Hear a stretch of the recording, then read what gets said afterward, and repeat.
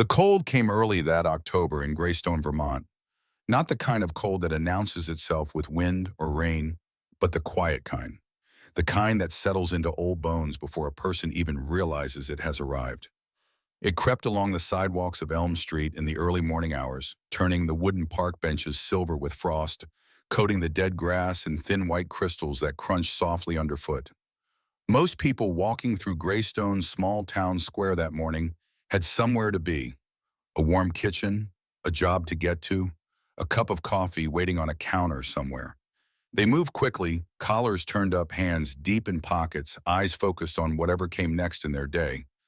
Clara Webb had none of those things. She sat near the far end of the park on the bench closest to the old maple tree, the one whose roots had long ago cracked the sidewalk into uneven slabs. Her canvas backpack rested beside her feet, its faded green fabric worn thin at the corners from years of use. The bag held everything she owned: two sweaters, a Bible with a photograph tucked inside the front cover, a pair of gloves with the fingertips frayed from too many winters, just like this one. At 58 years old, Clara Webb had the kind of face that told a story without needing words. The lines around her eyes were deep but not harsh. Her gray-streaked hair was pulled back neatly, held in place by a small clip she had found on the sidewalk 2 winters ago. She sat straight even now, even here. Not out of pride exactly, more out of habit. The habit of a woman who had once stood behind a diner counter for 12 hours at a stretch without complaint. She was not asking for money. She never did. In the 3 years she had spent sleeping in shelters and on park benches in Greystone, she had never once held out her hand. People in town recognized her. They had seen her before. Most walked past without stopping, not out of cruelty exactly, mostly out of habit. Towns develop habits around people they do not know how to help. The morning traffic drifted along Elm Street in the quiet, unhurried way of small New England towns on weekday mornings. A delivery truck, a woman walking a yellow dog, two teenagers on bicycles moving in the opposite direction of the school they were supposed to be heading toward. Clara watched all of it the way she watched most things now, quietly, from a distance, as though the world were a film playing just beyond the glass of a window she could see through but not open. She pulled her coat tighter across her chest and looked down at her hands. The left one ached in the cold the way it always did since the surgery. Not the sharp ache of something new, just the dull, familiar weight of something that had been broken and had healed into a shape slightly different from what it had been before. She had learned to live with that kind of pain. She had learned to live with most kinds. There are people in this world who fall apart loudly, who let the world know exactly how hard things have gotten, who cry in public and reach out for help and ask questions and fight back against the circumstances that have pulled them under. Clara Webb had never been that kind of person. She had always been the kind who keeps moving quietly, who adapts and adjusts, who absorbs loss after loss after loss, until one day she looks up and realizes that everything she once had is simply gone. She had not planned on ending up here. Nobody ever does. 20 years earlier, Clara Webb had been one of the hardest working women in Greystone. She had waitressed at the Maple Diner on Crawford Street since she was 34, the year her husband Randall left without explanation or apology. He had packed a single bag on a Tuesday afternoon, while Danny was at school, set his house key on the kitchen counter, with no note attached, and driven away from their rented house on Birch Street without looking back. Clara had stood in the kitchen for a long time after that, looking at the key. Then she had taken her apron off the hook beside the back door, tied it around her waist, and walked the 4 blocks to the Maple Diner to pick up the evening shift. That was simply who she was. The diner became her world in the years that followed. She knew every regular by name, by order, by the small details of their lives that they shared across the counter during the quiet afternoon hours. She remembered that old Mr. Haggerty took his coffee black with exactly 1 sugar on cold mornings and 2 on warm ones. She remembered that the Prescott family always sat in the corner booth because their youngest boy was afraid of the ceiling fan near the front. She remembered all of it because paying attention to people was something Clara did naturally, something she had always done long before she understood that it was one of the few gifts she had been given. And she had raised Danny. Danny Webb, who had his mother's dark eyes and his absent father's easy laugh. Danny, who had played shortstop on the Greystone High baseball team and talked constantly about everything about school and cars and the future and the places he wanted to see, talked the way only young men who have not yet been disappointed by life can talk, with complete and unguarded certainty that everything will work out. For a while it had. Clara had worked double shifts at the diner to save enough money for Danny's first semester at Vermont State. She had sat at the kitchen table the night before he left and watched him pack his duffel bag, and she had felt something that she could only describe as a fullness, a sense that all the difficult years had been leading somewhere real and good. He came home for Thanksgiving that November. He seemed happy. His professors liked him. He had joined the campus newspaper. He talked about a girl named Meg from Burlington who liked hiking and old movies and thought about things carefully before speaking.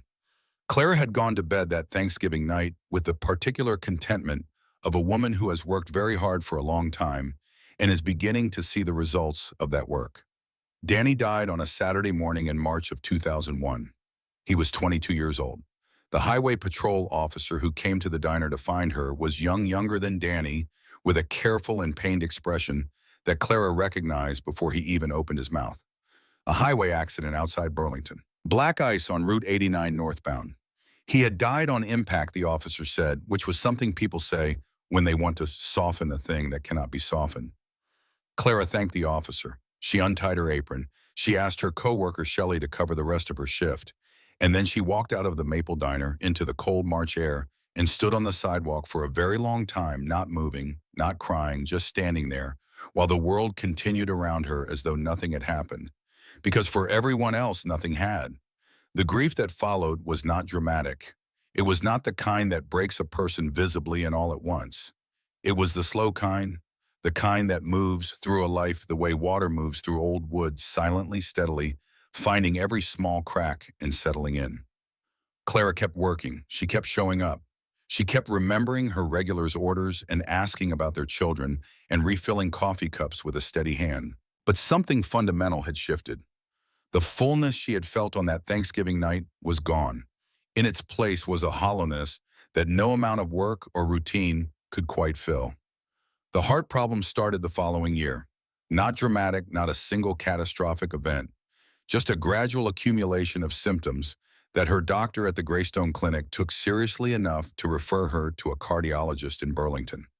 Tests, procedures, a surgery in the fall of 2002 that cost more than Clara made in a year, even with the payment plans and the charity applications and the conversations with hospital billing departments that she initiated herself, because that was what you did when you were a person who had always handled things herself. She had no insurance. The diner did not offer it. She had never been able to afford a private policy, not while she was saving for Danny's school, not in the years that followed. She had always told herself she would deal with it eventually, that she was healthy, that it could wait. It could not wait. The debt accumulated slowly at first, then faster. Medical bills stacked on the kitchen table.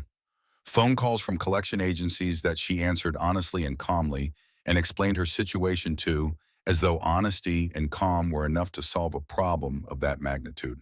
She sold her car. She cut every expense she could identify. She picked up extra shifts until the cardiologist told her that the stress was making things worse. She lost the house in 2004. Not with a dramatic confrontation or a sheriff at the door, just a certified letter from the bank, followed by a series of deadlines she could not meet, followed by a morning when she packed her things into 3 boxes and carried them out to the sidewalk and arranged for Shelley from the diner to store them in her garage. She had stood on the sidewalk in front of the house on Birch Street for a moment, looking at the front door. She had lived there for 11 years. Danny had grown up in that house. There was a mark on the door frame in the kitchen where she had measured his height every year from the time he was 6 until he was 17, and too tall to mark without a step stool. She did not go back inside. In the years that followed, Clara moved through Greystone the way water moves, finding whatever level was available. She stayed with Shelley for a while, then in a room above the hardware store that a kind man named Fletcher rented cheaply to people he deemed trustworthy. Then the shelter on Broad Street when Fletcher sold the building. Then as the years accumulated and the options narrowed, the park bench near the old maple tree on Elm Street. Greystone remembered Clara Webb the way small towns remember most people who fall quietly into hard times, with a vague sadness, with the occasional offered meal or spare coat, with the particular discomfort of people who are aware they should do more and are not doing it, But life in Greystone moved forward the way life always does, and Clara Webb became part of the landscape. Familiar, unremarkable. A woman on a bench. She had been sitting on that bench for 3 years when the dark sedan pulled up to the curb on that cold October morning in 2024. She noticed the car because it did not belong to anyone who usually visited the park. It was a late-model vehicle, clean and dark blue, the kind driven by people who kept appointments and wore good shoes. It pulled up slowly as though the driver was looking for a specific address and stopped directly in front of the section of park where Clara was sitting. The door opened. The man who stepped out was perhaps 70 years old with silver hair combed back neatly from a high forehead and the careful, deliberate posture of someone who had spent decades in offices. He wore a long wool overcoat, charcoal gray, and moved with the measured economy of a person who was not in a hurry because he had learned long ago that being in a hurry rarely helped anything. He stood beside the car for a moment looking across the park. His eyes settled on Clara. He studied her for a moment the way a person studies an address on a building to confirm they have found the right place. Then he began walking toward her. Clara watched him approach without changing her expression. She had learned not to react to strangers immediately. Reaction cost energy she could not always afford. The man stopped a respectful distance away. He did not crowd her. "Excuse me," he said. His voice was quiet, careful. "Are you Clara Webb?" She looked at him directly. There was nothing threatening in his manner, but there was something serious, something that told her this was not a casual conversation. "Yes," she said. "That's me." He nodded slowly as though confirming something he had already suspected. "My name is Leonard Marsh," he said. "I'm an attorney here in Greystone." Clara said nothing. She waited. Marsh reached into the inside pocket of his overcoat and produced a small envelope. "I've been trying to locate you for 6 weeks," he said. She frowned. 6 weeks was a long time to look for someone who sat in the same park every morning. "You must have the wrong person," she said. "I don't have any legal matters." Marsh's expression remained composed, but behind it was something that Clara, who had spent 30 years reading people across a diner counter, recognized as genuine gravity.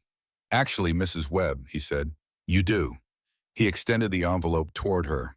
Something metallic shifted inside it with a soft, quiet sound, like keys. Clara looked at the envelope but did not reach for it immediately.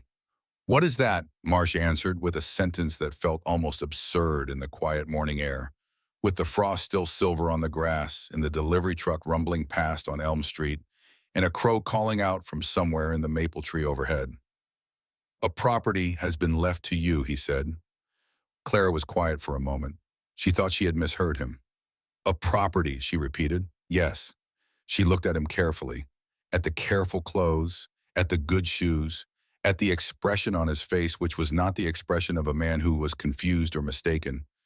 "Sir," she said slowly, "I sleep on this bench most nights." "I know," Marsh said. That made her pause, because the way he said it was not the way people usually said things like that. It was not pity, it was not discomfort. It was simply acknowledgement, plain and direct, the way a person acknowledges a fact they have already made peace with. "Then you know I don't own anything," Clara said. "You didn't," Marsh said, "until 3 months ago." He placed the envelope in her hands. The metal inside shifted again. Keys, she was right, and more than one of them. Clara opened the envelope. Inside were 3 brass keys, their edges worn smooth with age. She turned them over in her palm. They were old, genuinely old, the kind of keys that belonged to locks that predated the hardware stores that carried modern replacements. "They belonged to your great-aunt," Marsh said. "Agnes Pruitt. She passed away in July. In her will, she left you the only piece of property she still owned?" Clara turned the name over slowly in her mind. Agnes Pruitt. It sounded like something from a long time ago, a name heard once in childhood, then forgotten. "I don't even know who that is," she said quietly. "Most of the family didn't," Marsh said. He paused before continuing. "The property is somewhat unusual." "What do you mean?" "It's an old wooden cabin," he said, "several miles outside town, deep in the forest near Hollow Creek." Clara stared at the keys. "A cabin?" she repeated. Marsh exhaled carefully. "It hasn't been lived in for decades. The roof needs significant repairs. Most of the windows are broken. The land around it is heavily overgrown." Clara looked up. Then why would anyone leave it to me? Marsh was quiet for just a moment before answering. And the answer when it came was simple enough that it landed with unexpected weight. Because no one else wanted it. The words settled into the cold air between them. Clara looked at the keys again. She felt the unexpected weight of them in her palm, heavier than they should have been for their size. "You're telling me," she said carefully, "that someone left a cabin to a woman who doesn't have a place to sleep tonight." Marsh looked at her directly. "Yes." She shook her head slowly, not angrily, just with the particular disbelief of a person who has become genuinely unaccustomed to good news of any kind. "I don't understand." Marsh reached into his coat again and produced a folded document. "The deed is in your name now. Legally, the cabin and the land surrounding it belong to you." He placed the document in her other hand. Clara looked at it without opening it, feeling the weight of the paper, the reality of the official seal visible through the fold. The crow in the maple tree called again. A car horn sounded somewhere distant on Elm Street. Marsh straightened and began pulling on his gloves in preparation to leave. But he stopped, and he turned back as though something had occurred to him that he had almost forgotten to say. "I should tell you one more thing, Mrs. Webb." Clara looked up. Everyone in the family insisted the place was worthless. He nodded toward the keys still resting in her palm, which is exactly why none of them ever bothered to look inside. He said good morning. He walked back to the dark sedan. He drove away. And Clara Webb sat alone on the frost-covered bench with 3 brass keys in one hand and a property deed in the other, watching the car disappear around the corner of Elm Street, while the rest of Greystone went about its morning as though nothing extraordinary had just happened. For a long time she did not move. She turned the keys over and over in her palm. They caught the pale October light in small, dull flashes. A cabin. The word did not feel real. For years now, the idea of having a place of her own had stopped feeling like something she was allowed to want. It had faded into the category of things that existed for other people. Warm kitchens existed for other people. Addresses existed for other people. Somewhere to go existed for other people. A cabin in the woods with a broken roof and no windows was by any reasonable measure not much of an inheritance. But it was a door with a key that fit, and for the first time in longer than she could clearly remember, that was enough to make something move quietly inside her chest. Not hope exactly. Not yet. Something smaller. The faint possibility of hope. A voice interrupted the quiet. "Well now." She turned. Gus Fenwick was making his way along the gravel path with a leaf rake over one shoulder, his old Red Sox cap pulled low against the wind. Gus had been keeping Greystone's town park for nearly 30 years, a fact he mentioned with neither pride nor complaint, simply as information. He was 65, heavy-set with the slow, careful movements of a man whose knees had begun to express opinions about stairs. He looked at the envelope in her lap and the document in her hand with mild but genuine curiosity. "Looked like a lawyer to me." Clara said. Gus leaned on his rake. That good news or bad news, Clara considered this honestly. "I think it might be both." Gus chuckled. "That sounds about right for lawyers." He studied her expression. "What did he want?" She held up the keys. "He says someone left me a cabin." Gus blinked. Once. The way a person blinks when they are certain they have misheard something, but are too polite to say so immediately. "A cabin. Out in the woods near Hollow Creek." Gus scratched the side of his jaw beneath the cap brim. "Hollow Creek," he said slowly. "There's nothing out there but old logging roads and overgrown land." That's what he said. Gus looked at the keys, then back at her. He had known Clara Webb for 3 years. He had seen her through 2 winters on this bench. He brought her coffee sometimes in the mornings from the cart on Crawford Street, black with 1 sugar because he had paid attention. He had never asked her much about her past because he understood instinctively that some people's past were not things they needed to be asked to explain. "You serious?" he said. Clara nodded. Gus looked at the keys for another moment. Then he said with the plain-spoken simplicity of a man who had learned to find the practical bottom of most situations, "Well, I suppose that's better than a park bench?" Clara gave a small laugh, the first real one she had produced in longer than she could track. It did not last long, but it was real. "Yes," she said, "I suppose it is." Gus didn't say anything for a moment. He shifted the rake from one shoulder to the other. "You know where Hollow Creek Road starts?" he asked. No, he pointed down Elm Street, past the hardware store and the small post office with the faded American flag above the door. 2 miles that way, past the old bridge. There's a dirt road on the left after the creek crossing. You'll see it. Clara slipped the keys carefully into the pocket of her coat. They settled against her hip with that same quiet weight. She folded the deed and placed it inside her Bible between the cover and the first page where she had always kept things that mattered. She stood slowly adjusting the straps of her backpack. "You want company," Gus offered. It was not a dramatic offer, just the practical generosity of a man who had nowhere urgent to be and understood that some walks were better not taken alone. She shook her head gently. "No, I think I should see it alone first." Gus nodded once. He did not argue with that. He understood it. "Well," he said, returning the rake to his shoulder and preparing to continue along his path. "If that cabin has 4 walls and a roof that's already more than this bench ever gave you." Clara smiled, faintly. Then she turned and began walking down Elm Street toward the bridge. Behind her, the bench remained exactly where it had always been. The frost on its surface was beginning to melt now as the morning advanced and the pale sun climbed higher over the rooftops of Greystone. In an hour, it would look like any other bench. But Clara Webb was walking towards something, and that was not nothing. After years of simply trying to survive, each night moving towards something felt like a different kind of motion entirely. The walk took 40 minutes.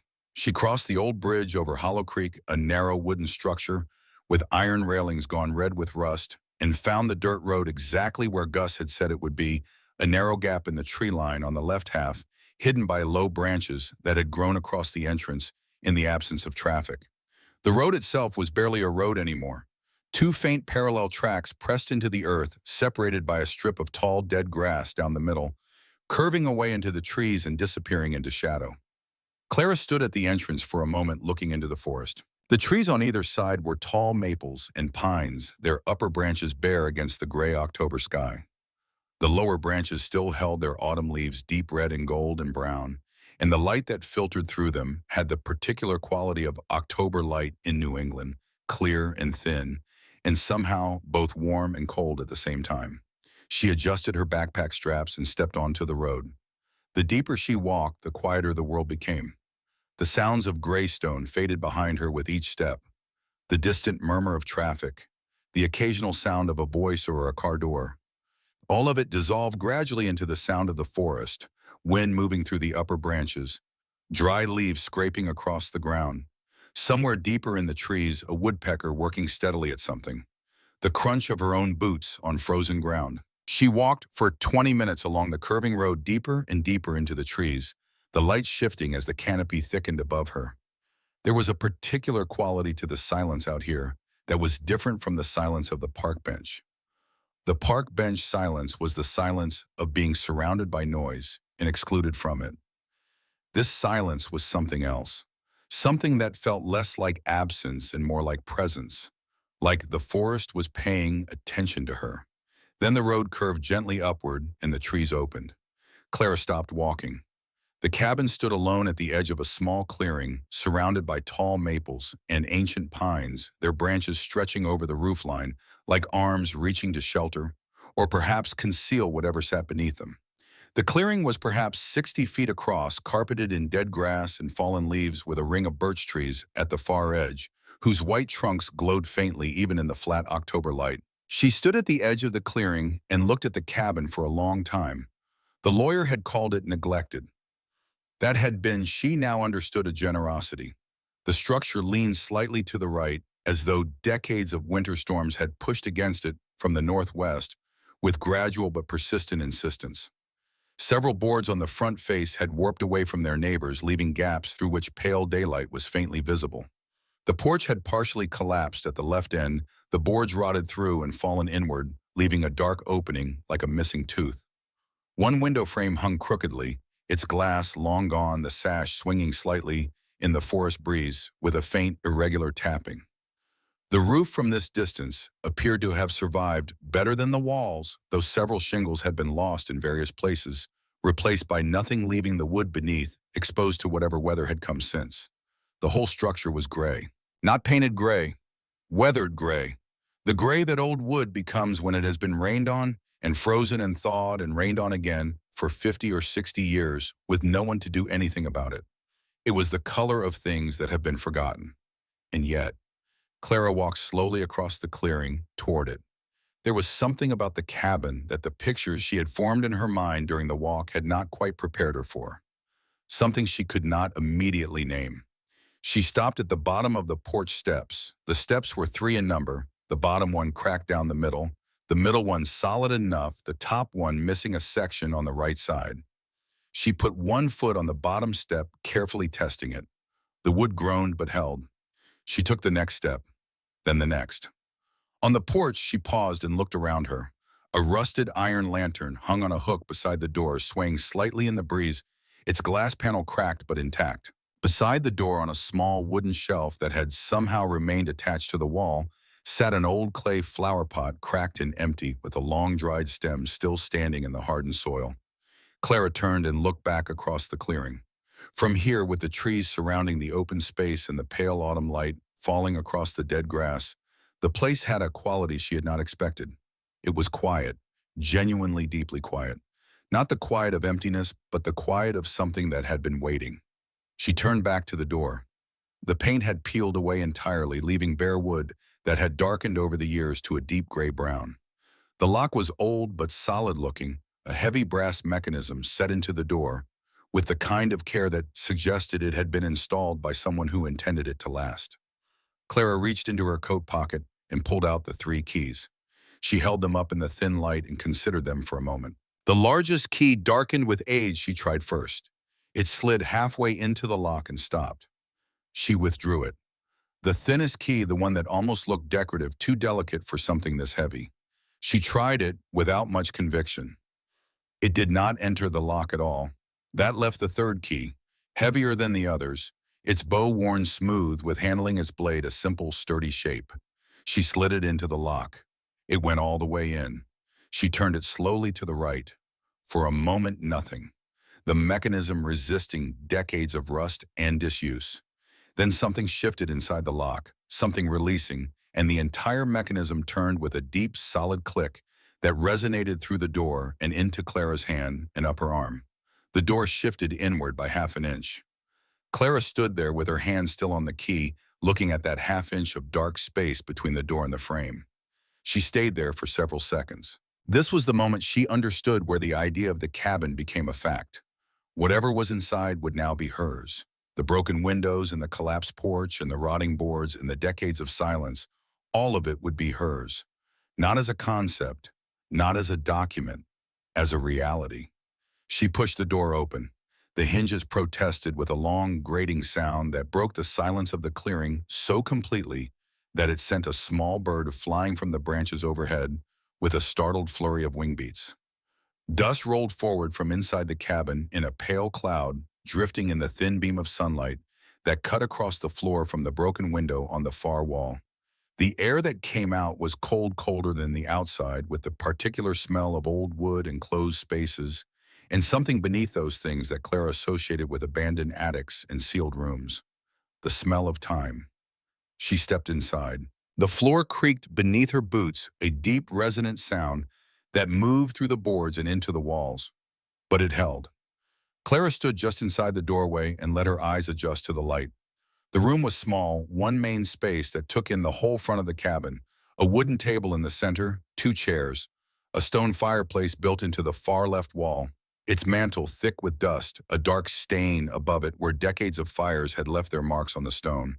Shelves along the right wall holding perhaps a dozen empty glass jars, their lids still sealed tight. A small iron stove in the corner near the broken window, cold and dark, with a tin coffee pot sitting on top of it, as though someone had set it down expecting to come back. And beside the fireplace, neatly stacked against the wall, in a way that no abandoned place should logically contain, a short pile of split firewood. Dry, clean, recent enough that the wood had not yet darkened to match the general gray of everything else. Clara walked toward it slowly. She crouched and picked up one of the smaller pieces, turned it over in her hands. The cut end was pale and fresh-looking, the grain tight and drawn. This wood had not been here for decades. It had been here for perhaps a year, maybe less. She set it back down carefully. She stood and looked around the room again. The table, the chairs, the fireplace, the shelves. Everything was covered in the same thick, even layer of dust. Everything had the same still quality of a place undisturbed for a very long time. Except the firewood. She walked to the shelves and looked at the urns.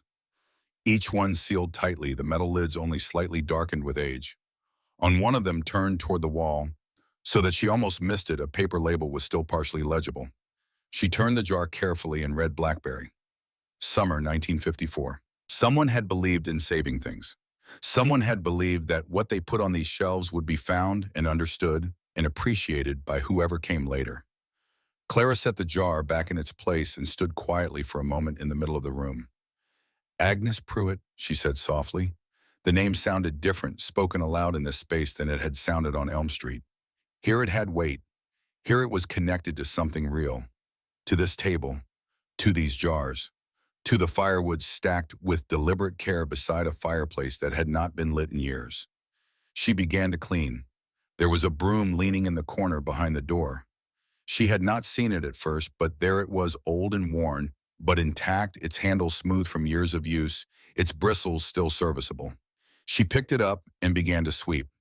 The rhythm of the broom across the old floor was something she had not expected to feel as familiar as it did. She had swept floors for 30 years at the Maple Diner, early mornings and late nights, the sound of bristles on linoleum, the satisfying gathering of debris into manageable piles. This floor was different, old wood instead of linoleum, uneven and gapped in places. But the motion was the same, and the motion settled something in her. She swept slowly, methodically, working from the back of the room toward the front, the way she had always been taught, moving the furniture an inch at a time to reach beneath it, running the broom along the baseboards where the dust had built up into soft gray ridges. The cabin began to reveal itself beneath the years of neglect. The floor was wider pine boards, dark with age but solid.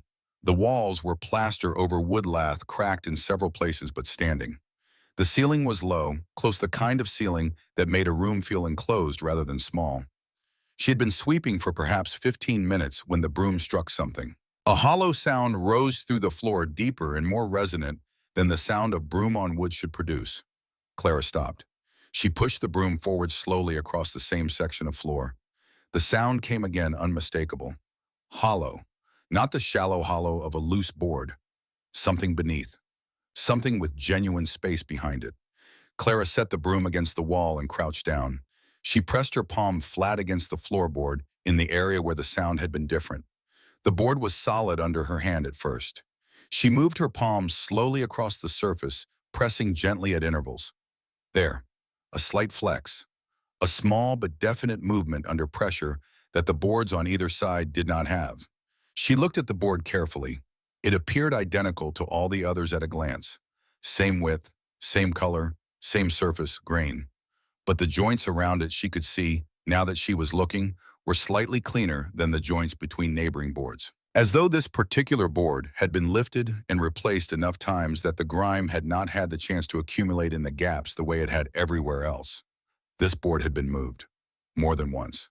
Clara stood and looked around the room for something to work with. The fireplace poker was leaning against the stone beside the hearth. She crossed the room and picked it up. It was heavy cast iron, darkened with use, with a flat blade at one end and a curved hook at the other. She returned to the board, crouched again, wedged the flat blade of the poker carefully into the joint on the long edge of the board, working slowly, applying steady pressure without forcing it. The board resisted. Then it shifted. Then, with a dry sound like something exhaling after a very long breath, it lifted. Clara sat back on her heels and looked at what she had uncovered. A small rectangular hollow between the floor joists, perhaps 12 inches deep and 14 inches wide.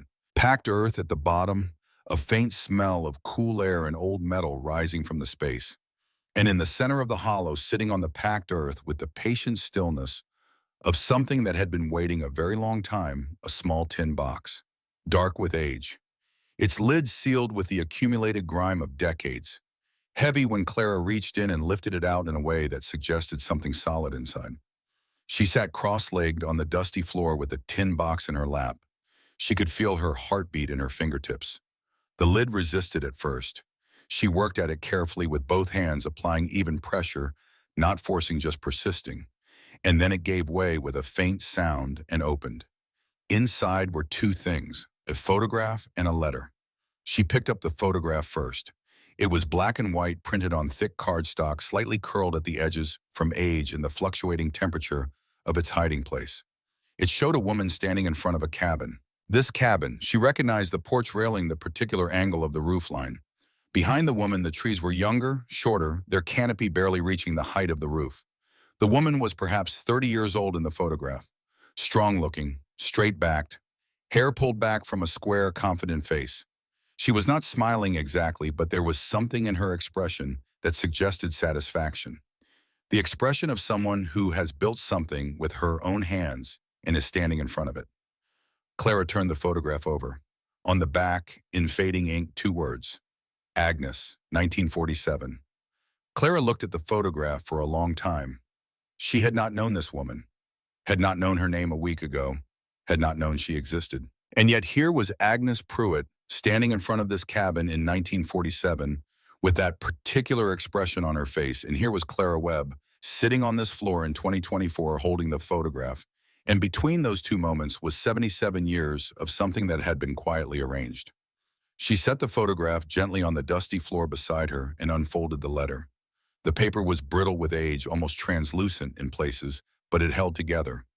The handwriting was steady and deliberate, the handwriting of someone who thought carefully before committing words to paper. Clara read the first line slowly. If you are reading this, then you are the one who finally came. She stopped. She read the line again. The one who finally came. Not a person, not a relative. The one. As though Agnes had been specific about this in a way that transcended family connection. Clara continued reading. I knew someday someone would find this cabin again. But I also knew it would never be the people who wanted it for money. This place was never meant for the greedy. It was meant for someone who needed it. Clara lowered the letter slowly. Outside, the October wind moved through the clearing with a sound like breathing brushing against the old walls of the cabin, shifting through the dry leaves on the forest floor. The rusted lantern tapped gently against the wall beside the door. She folded the letter carefully and placed it back in the tin box alongside the photograph. Then she stood and walked to the broken window and looked out at the clearing. The light had changed. The pale October sun had shifted westward while she had been inside, and the clearing was now bathed in the longer, lower golden light of late afternoon. The trees cast long shadows across the dead grass.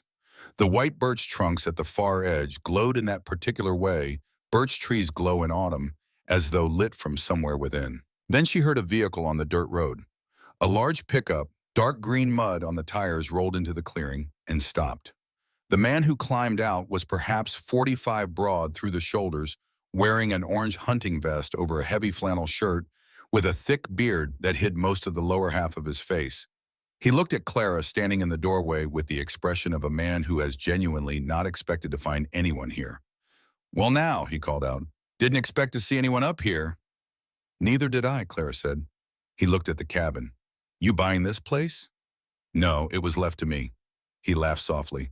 Lady, I've been hunting these woods for 15 years. He pointed toward the roofline. That place should have been torn down 20 years ago.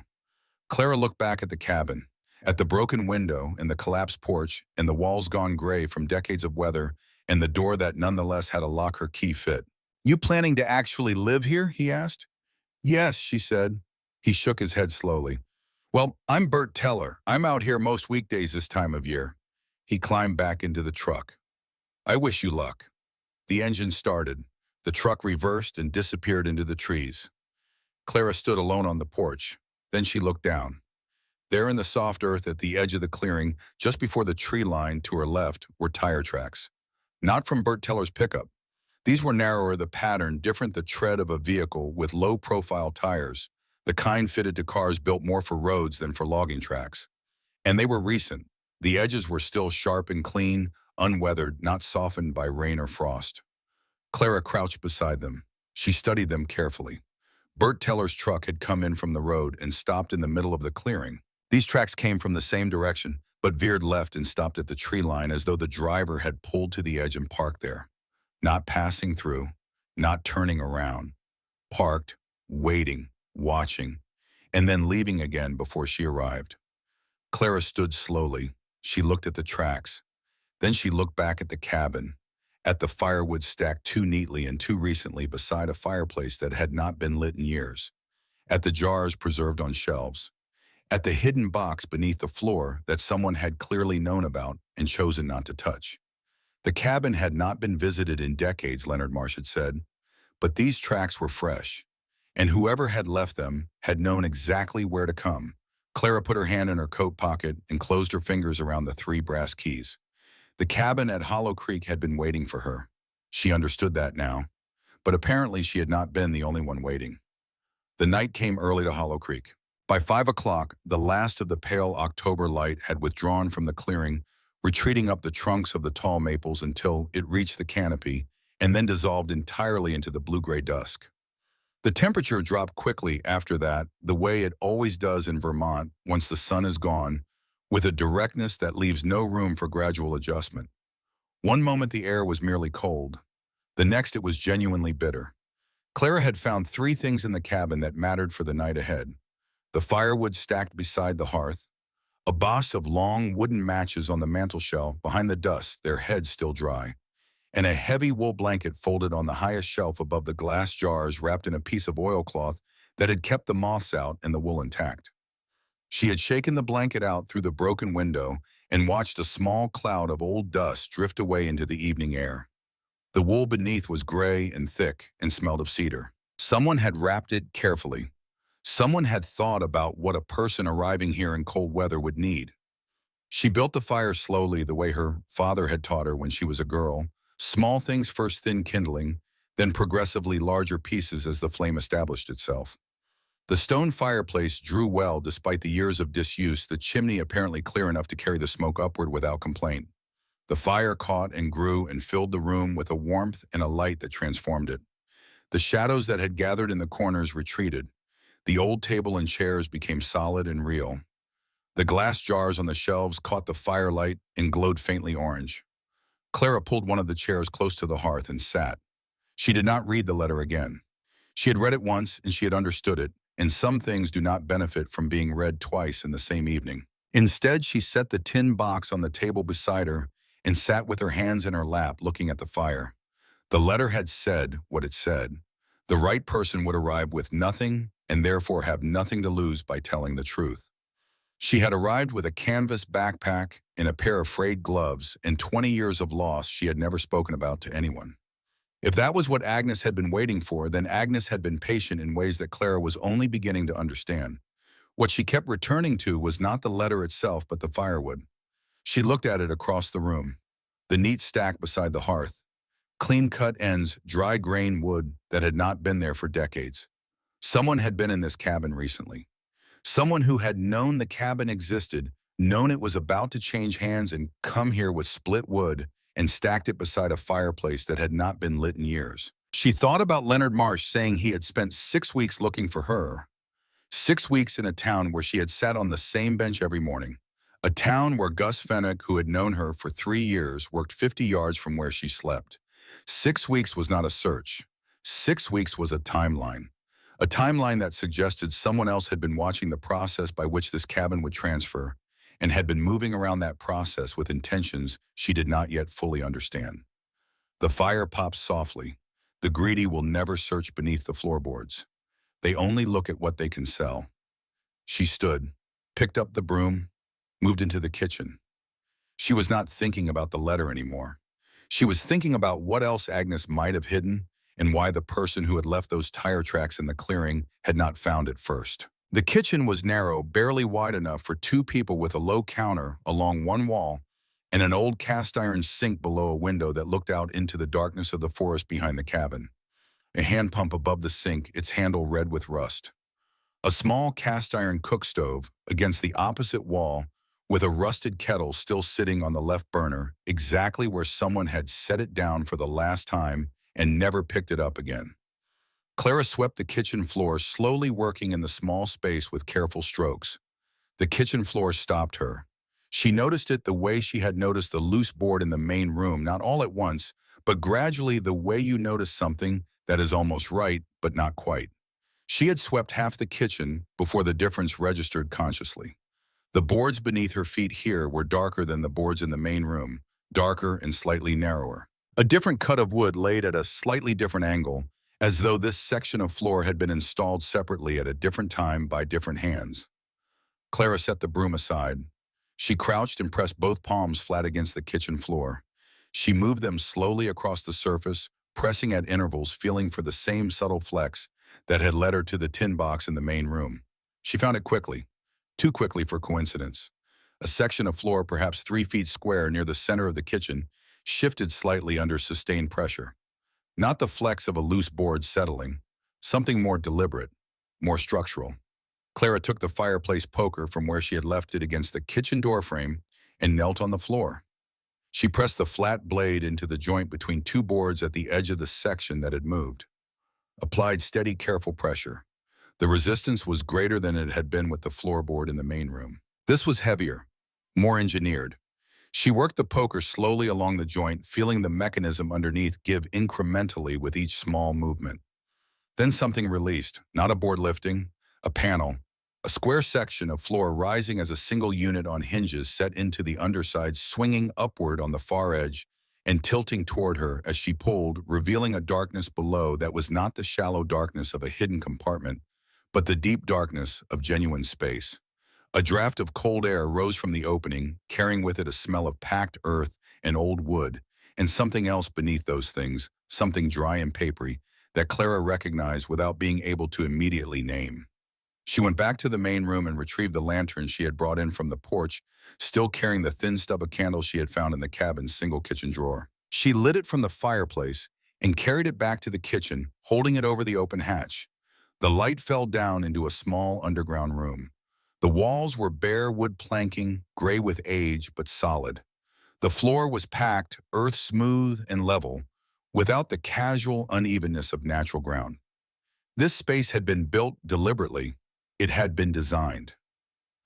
In the center of the room, directly below where she was kneeling, a wooden chest sat on the packed earth floor. It was perhaps 3 feet long and 2 feet wide. Thick iron bands crossed its surface at intervals, the metal dark with age, the corners reinforced with iron brackets. A heavy lock secured the front hasp, solid and old, the kind of lock that was built to last a century. A wooden ladder, 4 rungs, descended from the hatch opening to the floor below. Clara tested the top rung with her foot. It held without any give. She tested the second. The same. She descended carefully, holding the lantern in one hand and the ladder with the other, her boots finding the packed earth floor and settling on it with a quiet solidity. She straightened and held the lantern higher. The underground room was perhaps 8 feet square. Along the right wall, arranged with the same careful deliberateness she had found in the cabin above, were 3 objects. A rolled canvas, a glass bottle sealed with wax containing what appeared to be folded papers, and leaning against the wall with the specific stillnesses of something that had been placed there with great care, a leather-bound notebook, its cover darkened almost to black with age. But these were secondary to the chest. Clara knelt before it. She held the lantern close and looked at the lock. It was a different style from the door lock, older, with a simpler mechanism, a skeleton lock, the kind that required a specific key, but not a complicated one. She reached into her pocket and removed the 3 brass keys. The small key, the one she had dismissed at the cabin door as decorative. She held it close to the lantern and looked at it again. The bow was ornate, yes, but the blade was simple and narrow. A skeleton key design. She held it against the lock. It fit. She turned it carefully. The lock opened. She lifted the lid. The smell that rose from the chest was the smell she had detected from the hatch opening, dry and papery and old, and the smell of documents, the smell of things recorded and preserved and hidden. The chest was filled almost to the top with papers, not scattered, organized, bundled in groups with cloth ribbons, each bundle arranged in the chest with evident intention. On top of everything, laid flat and accessible, was a leather journal, its cover different from the one against the wall, newer dark brown rather than black with a brass clasp on the front. A label on the cover, written in the same handwriting as the letter, read, "Agnes Pruitt, begin here." Clara lifted the journal from the chest. She sat cross-legged on the packed earth floor of the underground room with the lantern beside her and opened the journal to the first page. Agnes had been thorough. She had been meticulous. She had understood that what she was leaving behind needed to be comprehensible to someone who arrived without any prior knowledge. And she had written accordingly clearly, in order with dates and names and specific details that left very little room for ambiguity. Clara read for a long time. The story Agnes told began in 1935, when Agnes was in her early 20s and still living in the valley with her father, Elias Pruitt, who had owned and farmed a parcel of land in the Hollow Creek Valley since the early 1900s. The valley had been home to perhaps a dozen families in those years, small farmers and loggers and their families, people who had built modest lives on land they had owned for generations. In 1935, a man named Cornelius Ashton had arrived in the valley. He was from Burlington originally, Agnes wrote, with money and connections and the smooth, patient manner of someone who understood that most things could be obtained eventually if you applied the right kind of pressure in the right kind of way over a sufficient period of time. Cornelius Ashton had learned something that the families of Hollow Creek Valley had not. Beneath the soil of the valley, beneath the farmland and the timber and the creek itself lay a mineral deposit of considerable value. Clara read the word Agnes used, chromite.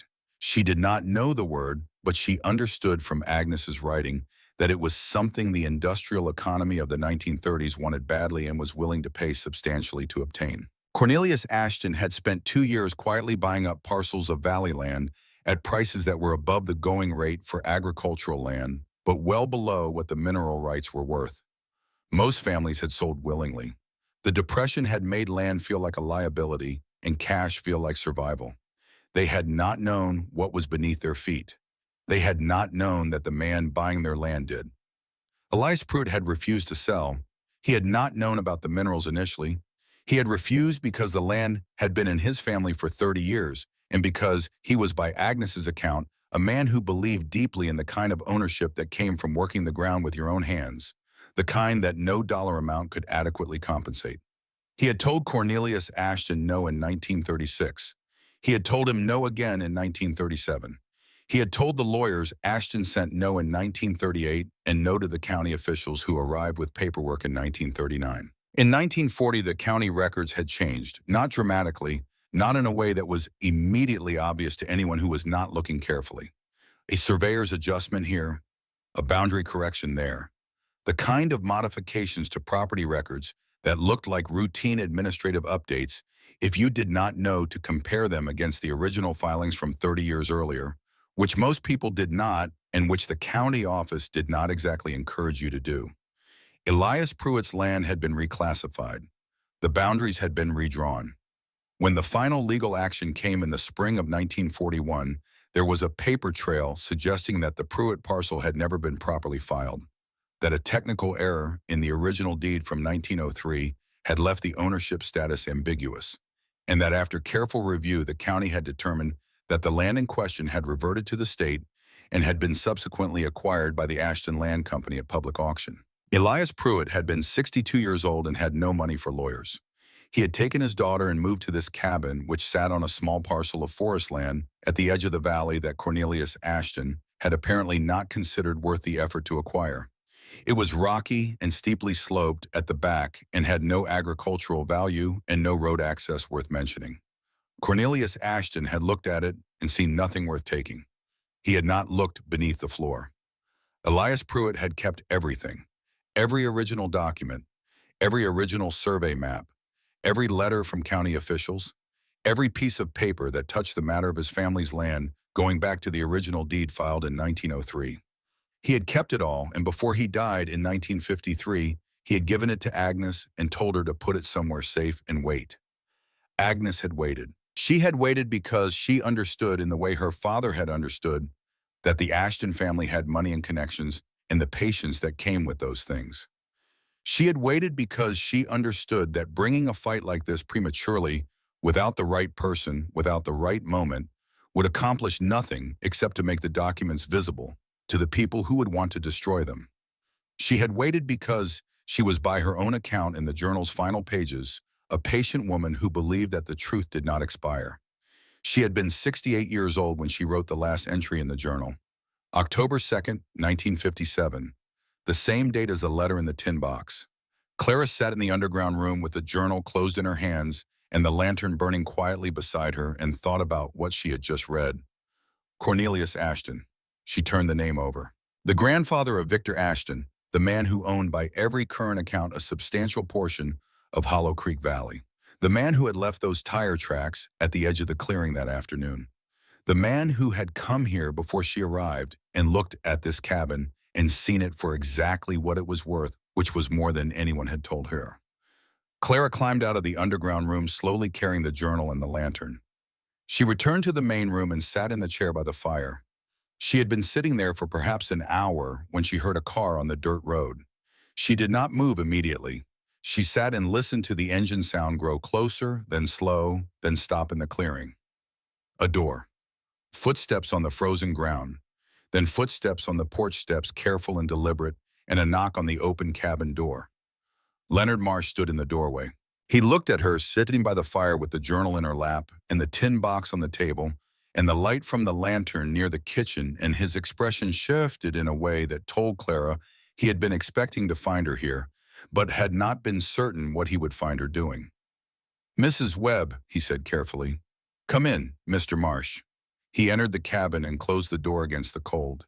He stood for a moment looking around the room, at the swept floor, at the fire, at the tin box, at the journal in her hands. Then he removed his gloves and folded them into his coat pocket. "I see you've been exploring," he said. "There's a room under the kitchen floor," Clara said. Marsh was quiet. "A chest," Clara said, "full of documents, land surveys, property deeds, legal correspondence going back to 1903. She looked at him steadily.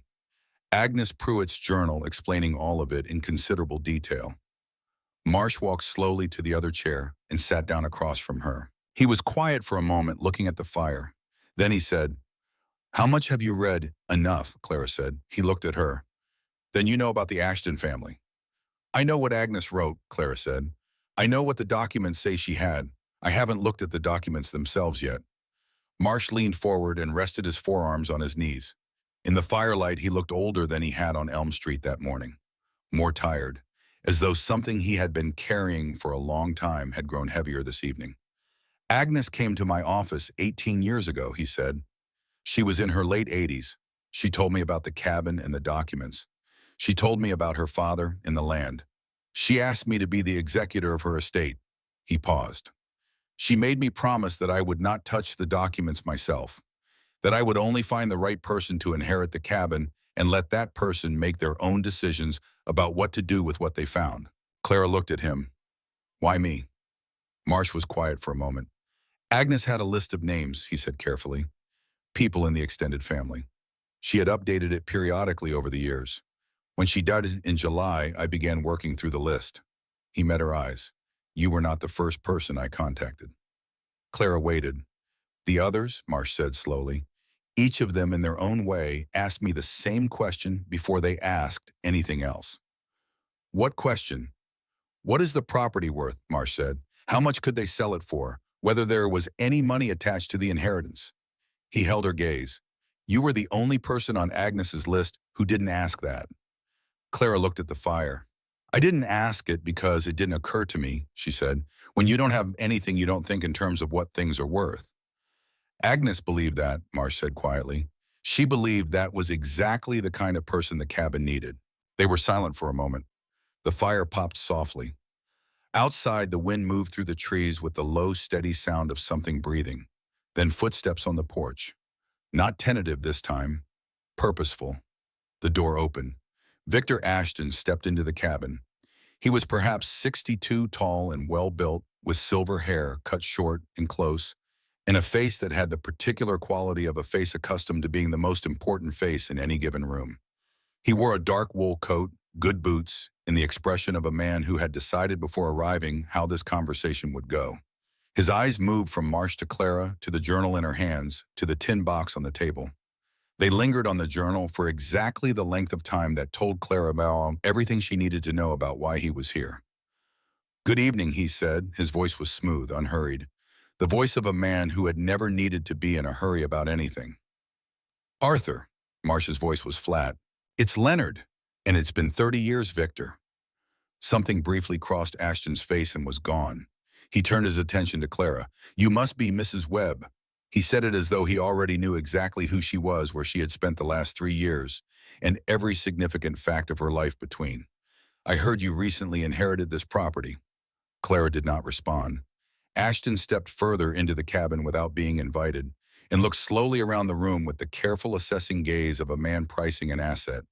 His eyes stopped briefly on the kitchen doorway, where the light from the lantern she had left below still faintly suggested the open hatch in the floor. Something shifted in his expression. Then it was composed again. I won't waste your time, he said. He reached into his coat and removed a folded document. He placed it on the table beside the tin box. I'd like to make you an offer for this property. Clara looked at the paper without touching it. The number printed on it was $50,000. That's a great deal of money, Ashton said, for a cabin that most people would consider uninhabitable. His tone was pleasant, reasonable, the tone of a man doing someone a favor. Clara looked at him steadily. You knew about this cabin, she said. Ashton raised an eyebrow slightly. I'm familiar with most of the properties in this area. You were here this week, Clara said. Before I arrived, those were your tire tracks at the edge of the clearing. A very brief silence. Then the pleasant expression resumed unbroken. I make it a habit to stay informed about properties in the valley, he said. When I learned this cabin had been transferred by inheritance, I wanted to see the condition of the land before making an offer. And the firewood, Clara said. Ashton looked at her. Someone stacked fresh firewood beside the fireplace, Clara said. Someone wanted whoever arrived here to be comfortable enough to stay and look around. She held his gaze. I'm wondering now if that was meant to be you. The pleasant expression held, but something behind it cooled. Marsh watched the exchange without speaking. Mrs. Webb, Ashton said, his voice carrying the first faint edge of something that was not quite patience. You've had an unusual day. You've come into an unexpected inheritance. I'm offering you a substantial sum of money for a property that would require significant investment to make livable. He nodded at the offer document. This is a fair resolution. Clara placed her hand on the journal in her lap. What's under this valley, Mr. Ashton? The pleasant expression went still. Your grandfather knew, Clara said. He knew in 1935. That's why he bought every parcel of land he could get families to sell. And when Elias Pruitt wouldn't sell, that's when the county records changed. She held the journal up slightly. Agnes documented all of it. The cabin was completely quiet except for the fire. Ashton looked at the journal for a long moment. Then he looked at Clara. Something had shifted in his manner. The smoothness was still there, but it had acquired a different quality, like the surface of water over something moving below it. Those are old documents, he said carefully. Historical records. Even if they existed and said what you seem to think they say, the legal landscape has changed considerably since the 1930s. Property law has evolved. Statutes of limitations exist for good reason. That may be, Marsh said quietly from his chair. But county records tampering doesn't expire, Victor. Not when the original documents can be produced to prove the alteration. Ashton looked at Marsh with the expression of a man recalibrating. I'm offering $50,000, he said, turning back to Clara. His voice was still even, still controlled, but it had lost the warmth it had carried at the beginning. That's a real number for a real problem I'd like to resolve cleanly. Take it. Walk away from whatever you think those papers say. Start over somewhere with real money in your pocket. Clara thought about the park bench on Elm Street, about the frost that collected on the armrest by midnight, about waking with her left hand so cold it would not close properly for the first hour of the morning, about 3 years of that, about the years before that, the slow grinding accumulation of loss that had led her to that bench. She thought about Danny. She thought about all the things she had lost without anyone fighting for her. She looked at Victor Ashton, at the good coat and the composed face and the practiced ease of a man who had spent his entire life in a world arranged to his advantage, a world built, she now understood, on a foundation of someone else's stolen land. No, she said. Ashton looked at her for a moment. Then he picked up the offer document from the table and folded it carefully and put it back in his coat. You should think very carefully about your next step, Mrs. Webb, he said. His voice was quiet now, genuinely quiet, the kind of quiet that was not calm but controlled. "I have been," Clara said. He held her gaze for another moment. Then he nodded once, put on his gloves, and walked to the door. He opened it and paused with his hand on the frame, his back to the room. "One way or another," he said, "the truth has consequences." He stepped out onto the porch and pulled the door closed behind him. His footsteps crossed the porch and descended the steps and moved across the frozen clearing. The car door opened and closed. The engine started. The sound retreated down the dirt road and faded into the forest until there was only the wind again. Marsh let out a long, slow breath. Clara sat with the journal in her hands and looked at the closed door. "He's going to fight this," Marsh said. "I know," Clara said. "He has resources. He has lawyers. He has long-standing relationships with the county administration." Marsh looked at her carefully. "This will not be simple." Clara nodded. Then she stood and carried the lantern back to the kitchen doorway and looked down through the open hatch at the chest below, at the bundled documents, in the rolled maps, in the glass bottles sealed with wax. Decades of carefully preserved evidence arranged in the order that a patient woman had determined would be most useful to the person who finally came. "How long will it take," Clara asked, "to file the original documents with the county records office?" Marsh blinked. "If I prepared the filing tonight, I could have it submitted when the office opens tomorrow morning at 8. Clara looked at him. "Then you should go prepare it." Marsh studied her for a moment. "If I file those documents, Victor Ashton will respond legally within 24 hours. He will argue that the documents are fraudulent. He will argue improper procedure.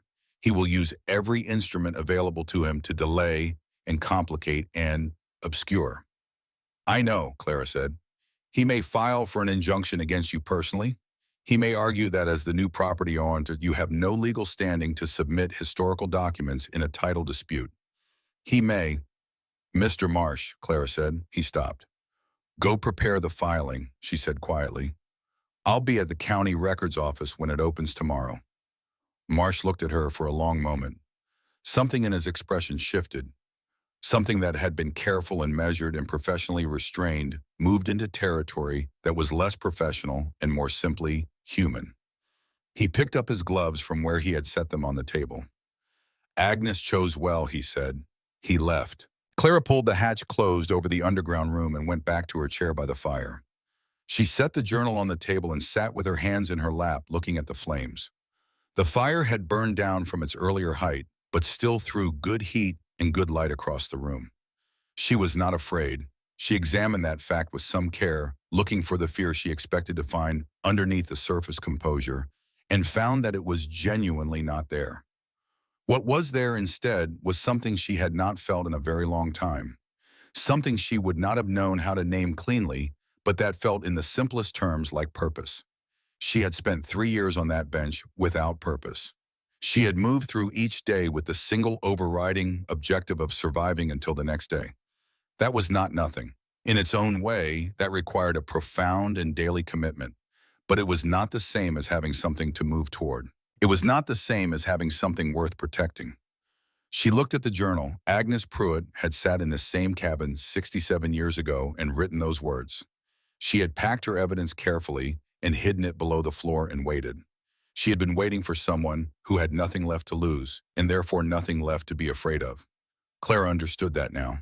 She understood it in the specific personal way that you can only understand something that has been written for you. She put another piece of firewood on the fire.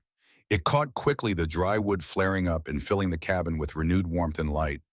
Outside, the October wind moved through the Hollow Creek forest with its long, steady sound.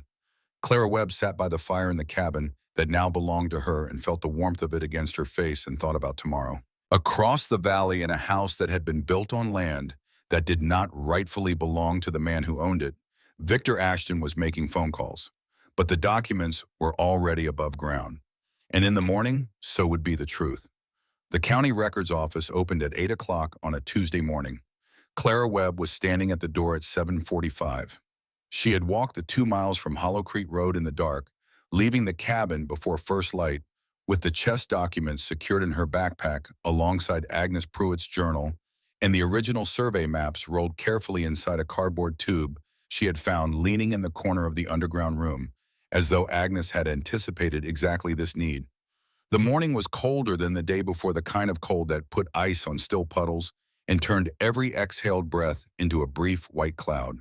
Clara walked quickly, not because she was hurrying, but because the cold encouraged it and because somewhere behind her on the valley road suspected that Victor Ashton's lawyers were already awake and already working. Leonard Marsh was waiting at the records office entrance when she arrived. He was holding 2 paper cups of coffee from the cart on Crawford Street. He handed her one without comment. She took it and wrapped both hands around it and felt the warmth move through her left palm, the one that always ached first. They stood together on the sidewalk in the early morning quiet of Greystone and drank their coffee and did not say very much. There was not much to say. Marsh had spent the previous evening preparing the filing a thick document package that cross-referenced the original Pruitt land surveys against the county records from 1940 and 1941, with Agnes's journal entries flagged at the specific passages that described each alteration. He had done this carefully and thoroughly, the way he apparently did everything, and he had been ready when the office opened. The clerk who received the filing was a young woman named Patterson, who looked at the size of the package with the expression of someone who had been hoping for a quiet Tuesday and had just been informed otherwise. She stamped the documents. She assigned a case number. She told them that a review would be scheduled and that both parties of record would be notified. By 9:15 it was done. By 10 o'clock, according to Marsh's phone, Victor Ashton's legal team had filed a response. The response argued, as Marsh had predicted, that the documents submitted were of uncertain provenance and could not be verified as authentic. It argued that even if authenticated, the applicable statutes of limitations precluded any legal action based on alleged land transfers from the 1930s and 1940s. It requested an immediate injunction preventing any further action on the submitted filing pending a full authenticity review, a process that Ashton's lawyers suggested could take anywhere from 6 months to 2 years. Clara read the summary Marsh gave her while standing on the sidewalk outside the records office. She read it carefully and completely, the way she read everything, and then she folded it and put it in her coat pocket. 6 months to 2 years, she said. That's the strategy, Marsh said. Delay, obscure, make it expensive enough and complicated enough that most people give up. He looked at her carefully. Most people do. Clara looked down Elm Street toward the town park. She could see from here the bench near the old maple tree. From this distance, it looked like any other bench. What do we need, she said, to make the authenticity argument fail? Marsh considered this. An independent historian's verification of the documents would carry significant weight. A forensic analysis of the paper and ink age, and ideally corroborating evidence from a source independent of the Pruitt family records. He paused. A secondary source, something that confirms the land transfer happened the way Agnes described it from outside the documents themselves. Clara thought about this for a moment. She thought about the valley and the families who had lived there, and the ones who had sold and moved away, and the ones who had been pushed. She thought about what Agnes had written about the Pruitts being the family that refused, which meant there had been other families. Other people who had experienced what Elias Pruitt had experienced, who had perhaps understood at some point what had been done to them, even if they had not had the documents to prove it. Gus Fenwick, she said. Marsh looked at her. He's lived in Greystone for 30 years, Clara said. He knows everyone. He knows the history. She was already walking. He'll know where to start. She found Gus on his morning rounds in the town park, pushing his leaf blower along the gravel path with the patient economy of a man who had done the same circuit so many times that his body did it without instruction from his mind. He saw her coming and cut the machine off and waited. She told him what she needed, not all of it, not yet, just a specific question. Were there families, older families, people who had lived in the Hollow Creek Valley before the war and left during it or just after? People who might still have memory of what had happened to the land in that valley in the late 1930s and early 1940s. Gus listened without interrupting. He stood with his leaf blower hanging from one hand and his Red Sox cap pushed back on his forehead, and he listened to all of it before he said anything. Then he said Edna Calloway. Clara waited. She's 84, Gus said. Lives out on Route 9, the old farmhouse with the green shutters, about a mile past the Methodist church. Her family was out in that valley, I know that much. Her father had land out there. She doesn't talk about it much, but she's talked about it some over the years. He looked at Clara with the particular expression of a man who is beginning to understand the shape of something larger than he initially perceived. She's sharp, Edna, sharp as she ever was. Can you take me to her? Clara asked. Gus looked at his leaf blower, then back at Clara. Give me 20 minutes to finish this section, he said. My truck's in the lot on Harrison. They drove out to Route 9 in Gus's truck, an older Ford with a cracked dashboard and a CB radio that had not been turned on in years, with a small plastic figure of a Red Sox player on the dash that nodded continuously with the movement of the vehicle. The morning had warmed slightly, the sun now fully up and doing what it could against the October air, which was not much but was something. The house with the green shutters sat back from the road at the end of a gravel drive lined with old maple trees. Their branches nearly bare now, their fallen leaves covering the drive in a carpet of deep red and brown. The house itself was a New England colonial white clapboard, 2 stories well-maintained, in the careful way of people who do not have a lot of money but have a great deal of pride. Gus knocked, then knocked again. The woman who opened the door was small and straight-backed, with white hair cut short and close, and eyes that were the particular clear gray of a winter sky. She looked at Gus with recognition and at Clara with the careful assessment of someone who has learned over 8 decades to read strangers quickly. Gus Fenwick, she said. Her voice was dry and direct, the voice of someone who had long ago decided that pleasantries were an acceptable luxury but not a requirement. It's early. It is, Gus agreed. Edna, this is Clara Webb. She's inherited the Pruitt cabin out on Hollow Creek Road. Something moved in Edna Calloway's clear gray eyes. It was brief and deep and not quite readable from the surface like movement seen through ice. Come in, she said. The kitchen was warm and smelled of coffee and toast.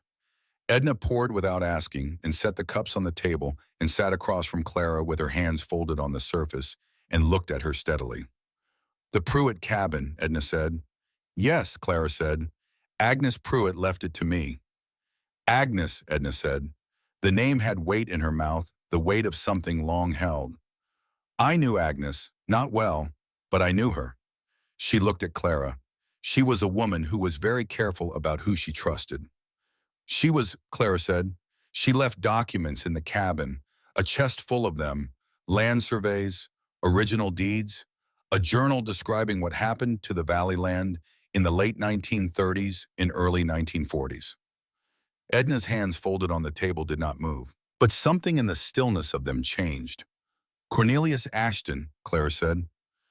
Edna was quiet for a long moment. The kitchen clock ticked. Outside, a car moved slowly past on Route 9. My father's name was Harold Calloway, Edna said finally. Her voice was even and controlled the voice of someone who has rehearsed a thing they have never actually said aloud. He had 40 acres in the Hollow Creek Valley. His father broke that land, built the house on it, ran dairy on it from 1898. She looked at her folded hands. In 1939, a man came and offered to buy it. My father said no. In 1940, another man came, a county official, this time with paperwork. My father said no again. She paused. In the spring of 1941, we came home from church on a Sunday morning, and there were men at the house. Sheriff's men. They had an eviction order. The kitchen was very quiet. My father showed them his deed, Edna said. The man with the sheriff looked at it and said it was superseded by a court order filed the previous November. My father had never received notice of any court proceeding. He had never been given the opportunity to respond. The order had been filed and processed and finalized without his knowledge. She looked at Clara directly. He was 61 years old. He had no money for lawyers. We left that afternoon. Clara held her gaze. Did your father keep the original deed? Edna looked at her for a moment. Then she stood and went to the door that led from the kitchen to the rest of the house. She disappeared. Clara could hear her moving through the house, the sound of a drawer opening, then footsteps returning. She came back with a large, flat envelope, the kind used for documents, its surface brown with age and soft at the corners from handling. She set it on the table and sat back down.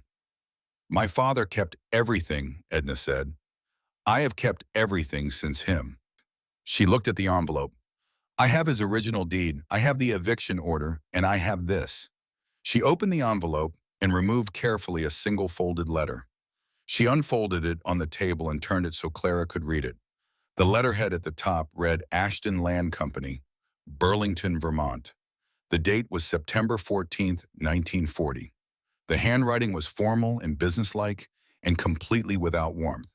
It was addressed to Harold Calloway, and it stated in language that was polite on the surface and threatening beneath it that the Ashton Land Company was making a final offer to purchase the Calloway parcel, that the offer was significantly above market value, and that Mr. Calloway would be well advised to consider carefully the consequences of continued refusal given the changing regulatory environment regarding land use in the Hollow Creek Valley.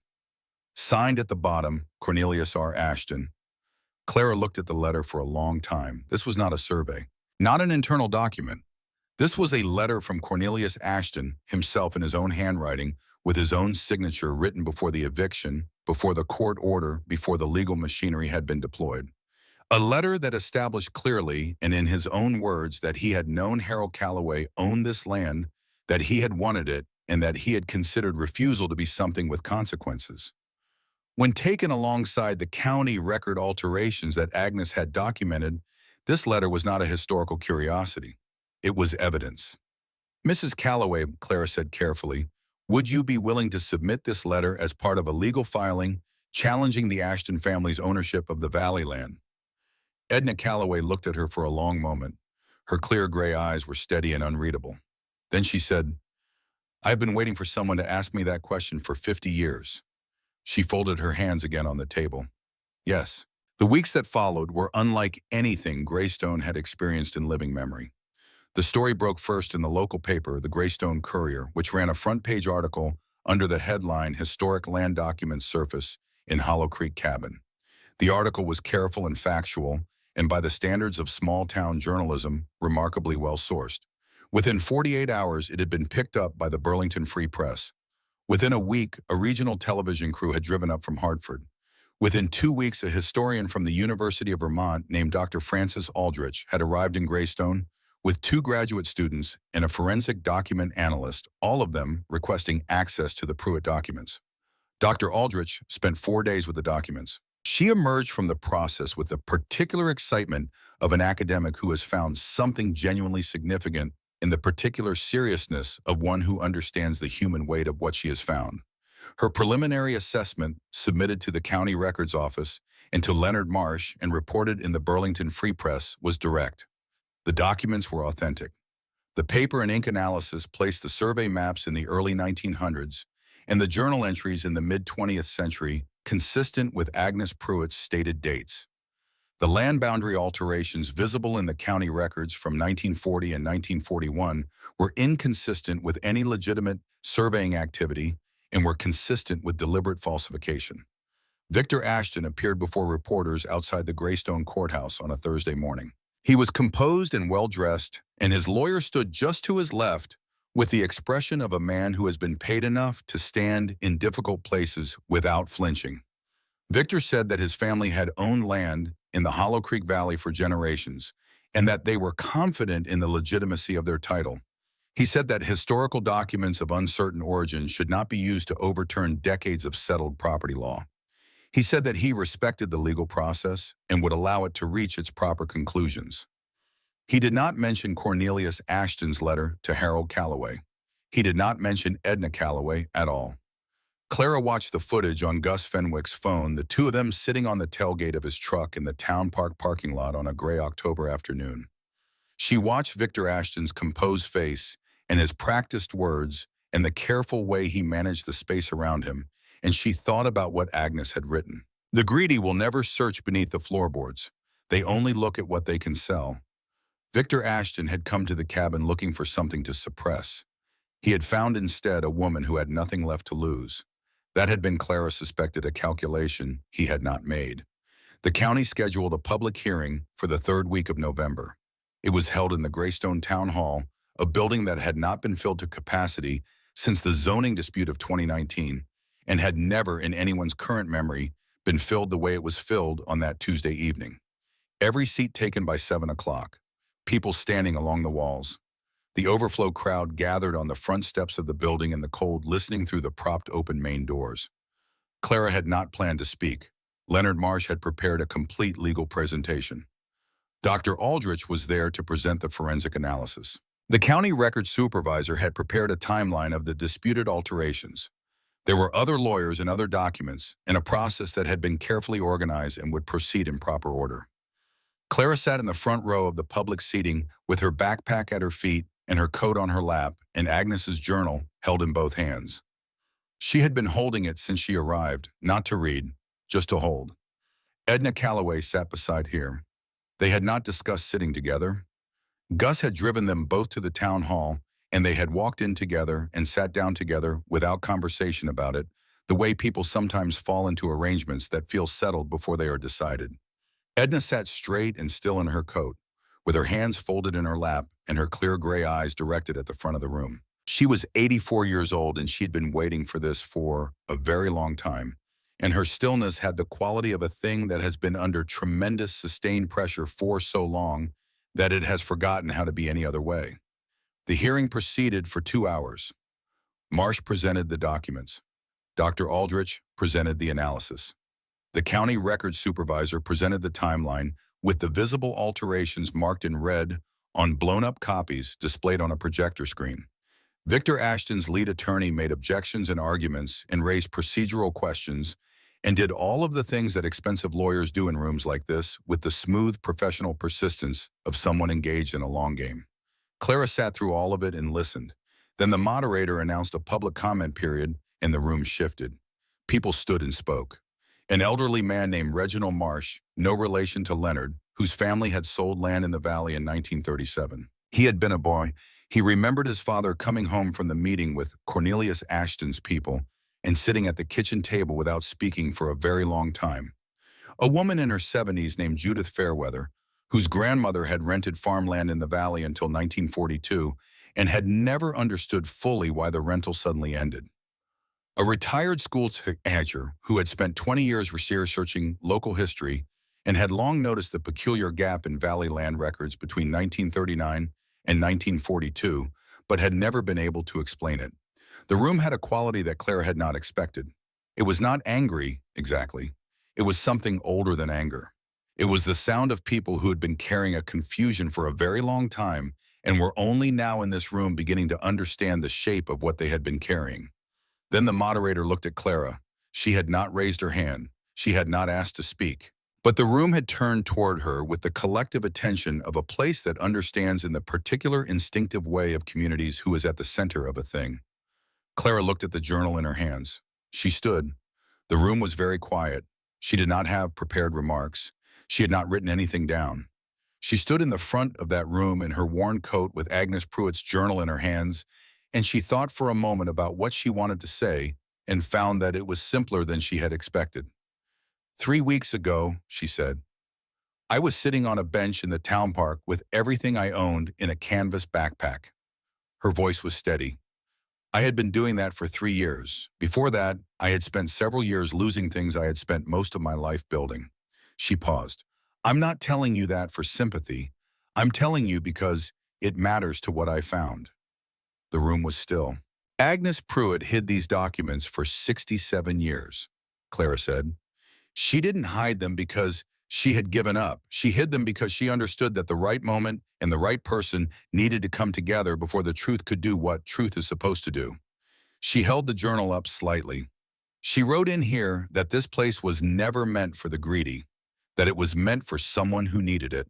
She looked out at the room, at the faces of people who had lived in this town their whole lives and had driven past the Hollow Creek Road turnoff 10,000 times without knowing what was at the end of it. I needed it, Clara said simply. And because I needed it, I looked inside. And because I looked inside, we're all in this room tonight. She sat down. The room was quiet for a moment. Then Edna Calloway, sitting beside her, unfolded her hands and placed one of them briefly on Clara's arm. She did not say anything. She did not need to. The County Board of Supervisors met in formal session 2 weeks later and issued a preliminary finding. The finding acknowledged that the land records from 1940 and 1941 showed evidence of unauthorized alteration and that the original Pruitt survey documents and corroborating materials submitted to the records office appeared to establish legitimate prior ownership claims for at least 4 Valley parcels, including the Pruitt parcel and the Callaway parcel. The finding authorized a formal title review process and referred the matter of the record alterations to the State Attorney General's office for investigation into potential fraud. Victor Ashton did not appear at the formal session. His lawyers appeared on his behalf and lodged objections and requested delays and did all of the things lawyers do when they understand that the ground has shifted and they are working now to limit damage rather than prevent it. The title review process would take months. The Attorney General's investigation would take longer. The full legal resolution of something this complex and this old would unfold over years, not weeks. Clara understood this. Marsh had been clear about it from the beginning, but the documents were on record.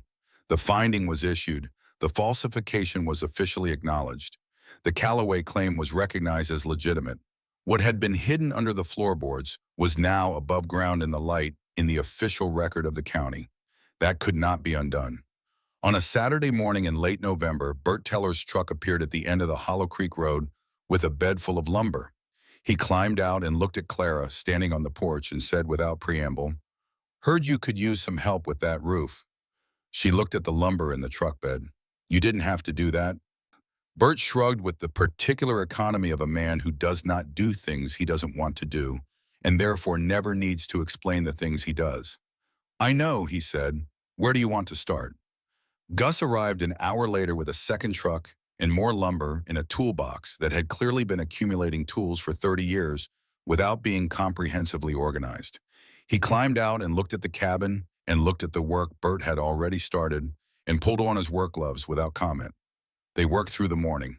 Clara worked alongside them, learning as she went, doing what she was shown without complaint and without pretending to know more than she did. The work was hard and cold and satisfying in the specific way that physical work aimed at making something better is satisfying. Each repaired section of roof, each replaced porch board, each reset window frame was a small definitive improvement on what had existed before. Dr. Aldrich came out one afternoon with a bottle of wine and spent 2 hours looking at the cabin and asking questions about the underground room and taking photographs for what she described as a potential historical preservation application. She thought the cabin could be significant. Clara told her that the cabin would remain a cabin and that any historical significance would have to accommodate that. Leonard Marsh came on a Friday afternoon when the light was low and golden across the clearing and the repairs had progressed far enough that the cabin no longer looked like something that had given up. He sat on the newly repaired porch steps and looked at the trees and was quiet for a while in the way of people who are processing something that resists quick expression. Then he reached into his coat and produced a plain envelope. He held it for a moment before offering it. The way a person holds something they have been carrying for a while and are uncertain of the right moment to put down. "There's something I should have told you earlier," and he said. "I waited because I wanted the filing to be in, the preliminary finding to be issued. I wanted this to feel like what it is and not like another burden arriving before you were ready for it." Clara looked at the envelope. Her name was written on the front in handwriting she recognized now, without needing to think about it. Agnes Pruitt's handwriting. The same deliberate, steady hand that had filled the journal. The same hand that had written the letter in the tin box 67 years ago. When Agnes died, Marsh said, her estate contained almost nothing of material value. The cabin, a few personal effects. He held the envelope out. And this, she left specific instructions that it be given to you only after you had found the documents yourself. She didn't want you to receive it before you understood what you were inheriting. Clara took the envelope. She sat with it in her hands for a moment without opening it.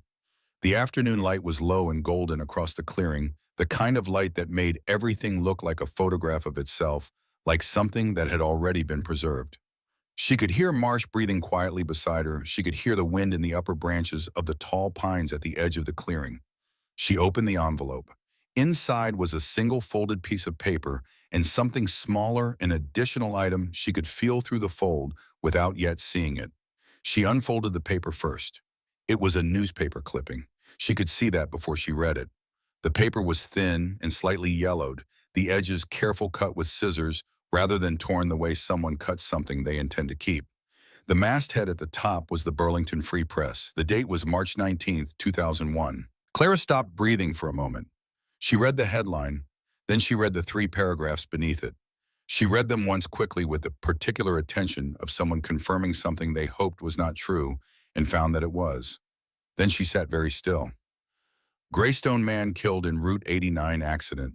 Daniel James Webb, 22 years old. Vermont State University. Black ice northbound. Survived by his mother Clara Webb of Greystone. 3 paragraphs. The whole of Danny's life that the world had seen fit to record. The kind of article that runs in the regional section of a Tuesday paper and is forgotten by Wednesday by everyone except the person it describes and the people who love that person. And Agnes Pruitt, who had cut it out, who had kept it for 23 years, who had written on the back of it in that same steady hand, "I am sorry for your loss. I have been watching over you since then." Clara turned the clipping over. She read that line. She read it again. "I have been watching over you since then." She did not cry. She was not a woman who cried easily. That was not a point of pride, simply a fact about how she was built.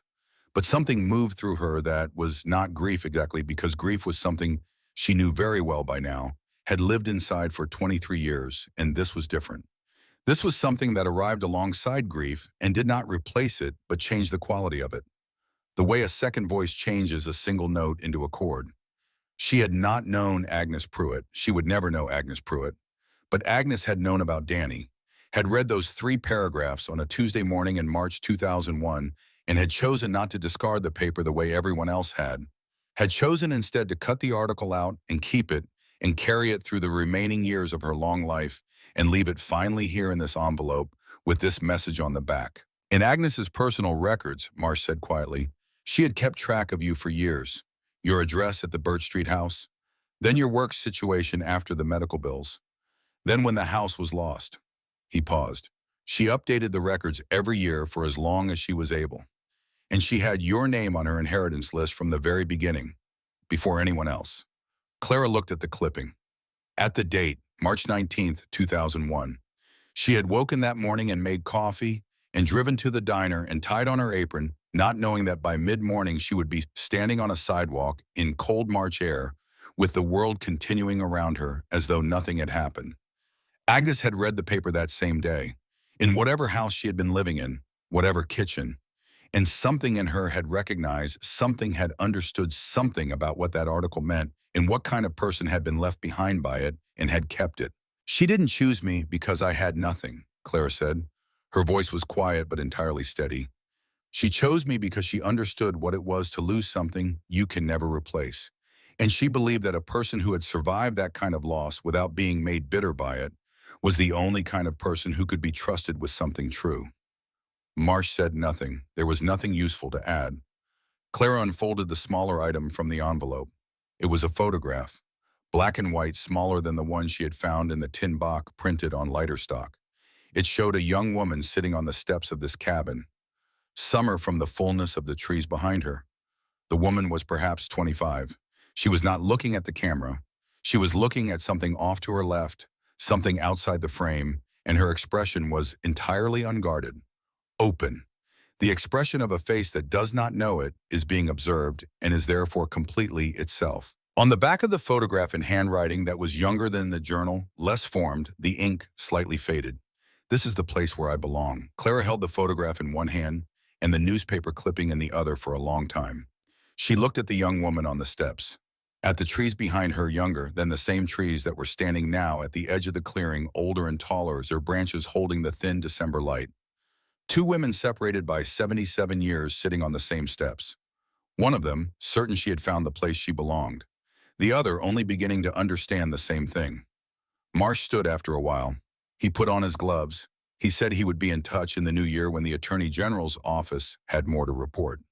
He said she had done something that mattered. He said it plainly without elaboration, the way he said most things, and then he walked to his car and drove away down the snow-covered dirt road, and the sound of his engine faded into the forest. Clara sat on the porch steps with the photograph and the clipping in her hands until the cold finally persuaded her back inside. She placed the clipping and the photograph on the table beside Agnes's journal. The three of them together. The journal that had kept the truth for 67 years. The newspaper clipping that had kept a name. The photograph of a young woman who had found in a cabin in the Vermont woods the thing she had been looking for. She looked at them for a moment. Then she went to the fireplace and put another log on and watched the flame take it. The cabin looked different now from the first afternoon. Not because of the repairs, though those had mattered. Not because of the swept floor, or the replaced windows, or the three beds visible through the doorway, where Gus's frames and the church's mattresses had turned a single room into something that could hold more than one life at a time. It looked different because someone was living in it, because the chairs were angled the way Clara preferred them, because the journal was on the mantel where she put it each evening, and the teacup she had used that morning was still on the table, and the wool blanket was folded over the back of the chair nearest the fire. It looked inhabited. It looked like a home. In the weeks that followed the preliminary county finding, something began to happen in Greystone that was quiet enough that most people did not notice it immediately, and then one day simply understood that it had been happening for a while. People came to the cabin, not reporters this time, not lawyers or historians or officials. People from the town who knew Clara from the park bench on Elm Street and who had read the articles in the Courier and who felt with the complicated mixture of recognition and guilt that attends such feelings that the story was connected to something they had failed to do for a long time. They came with things: a bag of groceries from the market on Crawford Street, a box of tools that someone's husband had left behind, a stack of firewood from someone's backyard pile, a window latch that would fit the last unrepaired window. They left these things on the porch sometimes, when Clara was not there, arranged neatly the way people arrange things when they want to make a gesture but are uncertain of their welcome. Clara accepted all of it, not with the particular grateful performance that is sometimes expected of people who have been helped, but with the direct and genuine appreciation of someone who understands that accepting help is its own kind of courage. She began thinking about the three beds. It had been in her mind since the first night she slept in the cabin, waking in the early hours when the fire had burned down, and the cold had found its way back into the room, and lying there in the dark thinking about the people she knew. The ones she had spent 3 years alongside in shelters and on benches, the ones who were still out there tonight on those benches in that cold. She talked to Marsh about it. He told her that as the property owner, she had the legal right to use the cabin as she chose, subject to any local zoning requirements that she should probably review. She talked to Gus about it. He said nothing for a moment and then said he thought he knew where to get 2 more bed frames. By the first week of December, there were 3 beds in the cabin. Simple wooden frames, solid with good mattresses, that 2 members of the Greystone Community Church had arranged through a donation drive that Clara had not asked anyone to organize and had been genuinely surprised to learn about. 3 beds with wool blankets folded at the foot of each one. A fireplace that was cleaned and well-maintained and kept burning. A door with a lock and 3 copies of the key, 1 for Clara and 2 for whoever needed them. It was not a shelter. It did not have official status or funding or a staff. It was just a cabin in the woods where someone had decided that having space meant sharing it. 3 people at a time. No applications. No rules beyond basic respect. Clara was there most nights to build the fire and make sure things were right. On the first night that all 3 beds were filled, Clara sat on the repaired porch steps in the December cold and looked at the clearing. Snow had come to Hollow Creek, a light early snow, not enough to close the dirt road, but enough to settle in the clearing and across the rooftop and along the upper surfaces of the birch branches at the far edge. The forest was very quiet. The stars above the tree line were brilliant and close in the way they are in northern Vermont in winter, far from city light. She had a cup of tea in her hands, hot and slightly too strong the way she had always made it, and she sat with it and looked at the clearing and thought about Agnes Pruitt, standing in the same spot in 1947, young and straight-backed, and looking at the same trees that were standing here now, older and taller, their branches holding the first snow of the season. This is the place where I belong. Clara understood that now, not in the abstract way she had understood it on the first afternoon when the idea of belonging somewhere had felt almost theoretical after so many years without it, in the specific bodily way. The way you know a place is yours, not because a document says so, but because you are sitting on its steps in the cold in December and you are not thinking about where you will sleep tonight. She was not thinking about that.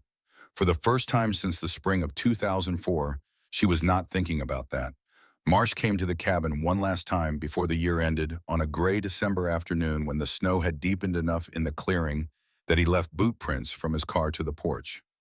He sat at the table with a cup of coffee, and they talked for a while about the Attorney General's investigation and the title review process and what the coming months would likely bring.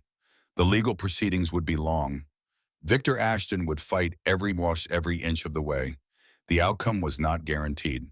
Clara listened to all of it. Then she said, "Whatever happens with the legal process, the documents are on record. The finding is issued. That doesn't go away." Marsh nodded. "No," he said, "it doesn't. Agnes kept that truth safe for 67 years, Clara said. Whatever happens next, it's out in the world now. That's what she was waiting for." Marsh looked at her for a moment. Then he looked around the cabin, at the swept floor and the fire and the three beds visible through the doorway, and the shelves with their sealed glass jars still standing exactly where Agnes had placed them. "She waited for the right person," he said. "She did what, Ed?" Clara said. She looked at the journal on the mantel. Agnes Pruitt's journal, its worn leather cover, dark in the firelight, sitting in the place where Clara had put it on the first night and where she had put it every night since. Not hidden now, not buried beneath the floor, above ground and in the light where it would stay. Outside, the snow continued to fall in the Hollow Creek clearing in the quiet, patient way of winter in Vermont, settling across the rooftop that had been repaired, and the porch that had been rebuilt, and the land that had been contested and survived, and would be contested again and would survive that too. The forest stood around it the way forests stand, without judgment, without memory, simply present. Inside, the fire burned. And Clara Webb, who had once owned nothing but a canvas backpack and a bench in a town park, sat in the home that had been waiting for her and was warm.